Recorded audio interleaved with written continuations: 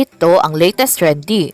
Viral at trending ngayon sa mundo ng social media ang di umano'y balitang isang mainit-init ngunit malaman na balita na naman ang pag-uusapan natin ngayon kung saan tunay na dahilan ng pagsasara ng tahanang pinakamasaya na ipinaglalaban ni Paulo Contis at mga halos-host sa Eat Bulaga ng TVJ. Ito ang mainit na balitang pinuputakti ngayon ng samot-saring komento mula sa marami sa ating mga kababayang Pilipino. At marami nga sa kanila ngayon ang hindi napigilan ang kanilang sarili na maglabas ng kanilang hinaing at komento sa mundo ng social media. Pero bago ang lahat mga ka-trendy, kung hindi pa kayo nakapag-subscribe sa aking channel, please click subscribe and hit the notification bell para lagi kang updated sa latest trending na balitang i-upload namin.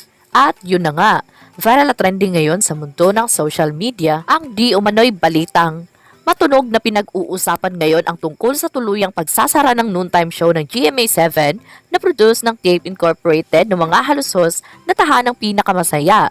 Wala pa ngang isang taon ay usap-usapan na ngayon na tinapos na ng Tape at ng GMA ang kontratang pinirmahan nila na dapat sana ay hanggang December 2024 pa umano ang visa.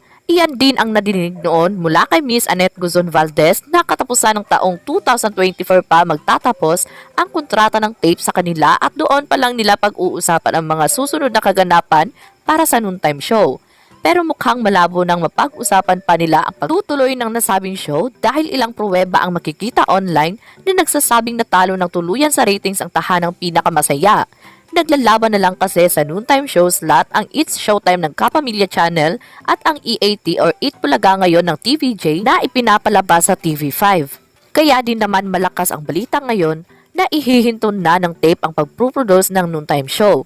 Sumunod sa issue ng mababang rating ng tahanang pinakamasaya ay ang pagkakalubog sa utang ng Tape sa GMA7. May malaking issue rin na lumabas na kinakailangan ng 1 milyong piso para sa nasabing time slot nila umano sa tanghali na hindi mapunan ng Tape dahil nagsimula na itong malugi.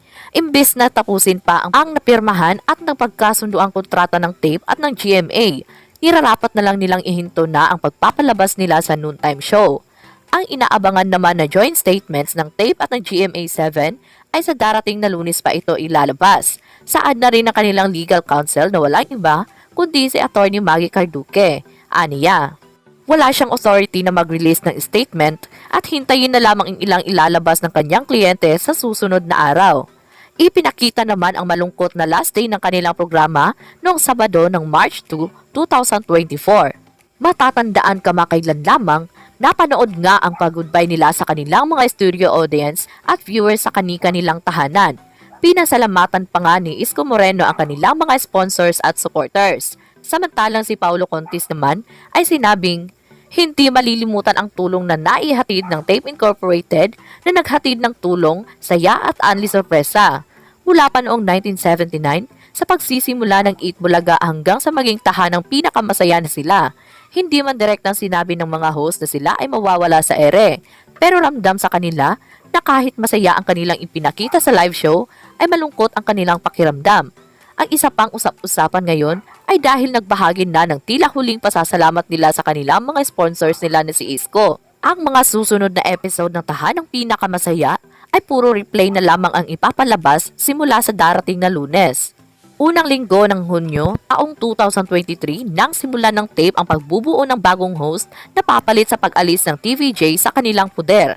Ginagamit pa rin nila ang titulong Eat Bulaga sa kanilang programa dahil base sa panayam ng CEO at CFO ng kumpanya na walang iba kundi sina Junjun at Bullet Halos-Hos. Sila ang nagmamay-ari sa Eat Bulaga.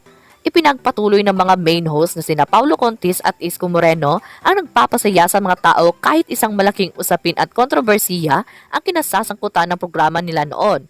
Nanindigan din noon sina Paulo at Isko sa kanilang titulong Eat Bulaga at wala silang personal na galit sa dating host ito dahil itinutuloy lang nila ang kanilang nasimulan para makapaghatid ng saya at ligaya sa mga manonood. Pumirma rin silang dalawa ng exclusive contract sa ilalim ng Tape na nagpapatunay na hindi nila tatalikuran ang trabahong ibinigay sa kanila. Kaya naman sa patuloy na paggamit nila ng Eat Bulaga, kinailangan ng TVJ at mga staff at host na sumama sa kanila na panandali ang gumamit ng ibang titulo sa programa ng kanilang sinisimulan. Sa pamamagitan ng tulong na ibinigay ng business tycoon na si Manny D. Pangilinan, muling nakabalik sa noontime programming ang TVJ na kinilala ang programang bilang EAT Naging madugo ang usapin sa agawan ng titulo na tagal ng halos isang taon, hanggang sa mangyari ang hindi inaasahan ng tape sa paglaban nila sa kanilang karapatan bilang may-ari ng Eat Bulaga at EB trademark. Matatandaan kamakailan lamang na noong December 20, 2023 nang mailabas ng Intellectual Property Office of the Philippines ang kanilang desisyon sa pagkansela ng registration ng Eat Bulaga trademark sa Tape Incorporated. Sinabi ng IPO Film matapos itong masusing imbestigahan ang nasabing kaso na dapat lang nakanselahin ang nasabing existing trademark registration ng tape para sa Eat Bulaga at EB Wordmark dahil sa paglabag sa probisyon ng RA 8293 or IP Code. Hindi kasi nila napatunayan na ang mga salitang ginagamit nila sa kanilang programa ay talagang pagmamay-ari ng tape.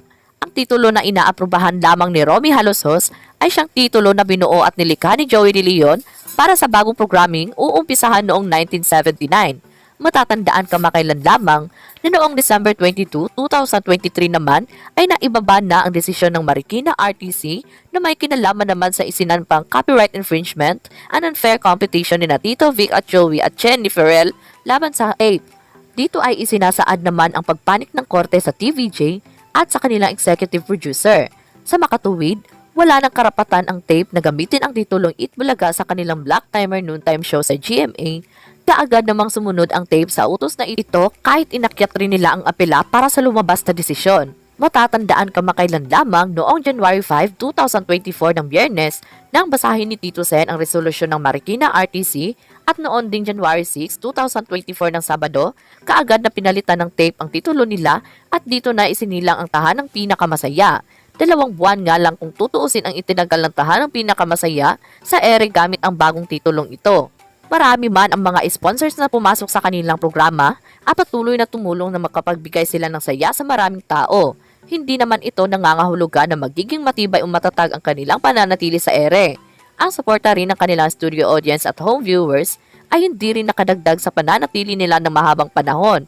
Ang dumagdag pa sa mga chismis ay si Isko Moreno lang daw ang makakasama sa nilulutong programa na papalit sa naiwang time slot ng tahanang pinakamasaya.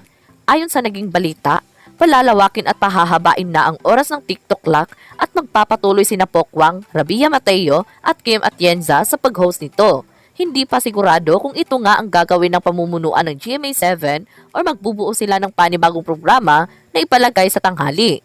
Pero ang isang bagay na sigurado ngayon ay ang pagtatapos ng programang inilaban ng matindi ni Paulo Contis na minsang nadinig na nagsabing mahaba pa po ang laban.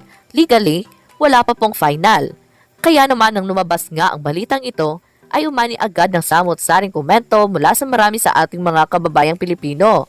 At marami nga sa kanila ngayon ang hindi mapigilan ang kanilang ginaing at komento sa mundo ng social media. Reposted, quoted. Natalo ng tuluyan sa ratings. Talagang talo sa umpisa pa man, talagang olats. Pinagpipilitan kasi nila. Kung ibang title na lang kasi ang ginamit nila mula sa umpisa, baka nakasurvive pa sila hanggang ngayon. Deserve nyo naman magsara. From the very start, mali naman talaga yung diskarte nila. Since pinaalis nyo yung TVJ Incorporated, dapat ay pinalitan nyo na agad ang title ng show. Kahit sabihin nyo sa inyo yung Eat Bulaga na pangalan, pero karamihan ng tao sa Pinas ay sa TVJ yun. Hindi yan tatangkilikin ng tao. Yun ang mahalaga sa lahat. Kung gamitin sila agad ng original name ang Halosos, sana nandyan po kayo ngayon. Walang dapat sisihin kundi kayo. Better luck next time. Kung sa umpisa pa lang, iba na agad yung title ng programa nila at host. Hindi nakisawsaw sa issue ng TVJ, baka nag-survive pa sila. Kaso masyado nilang ginalit ang mga viewers and sponsors ng show, they reap what they show deserve. Sus, paano naman hindi magsasara? Wala namang pumapasok na commercial. Doon lang bumabawi ang program kung may mga commercial. Anong ipapasahod sa mga staff at mga artista kung walang commercial? Buti nga umabot pa sila ng ilang buwan, akala ko nga mga 1 month lang yon. End quote.